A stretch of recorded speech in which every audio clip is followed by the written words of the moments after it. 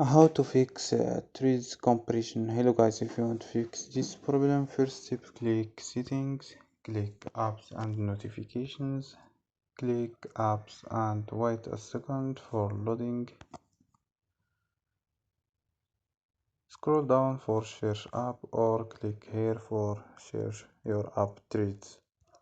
Go to force stop, click OK and go to storage, click clear data and click OK and click clear cache.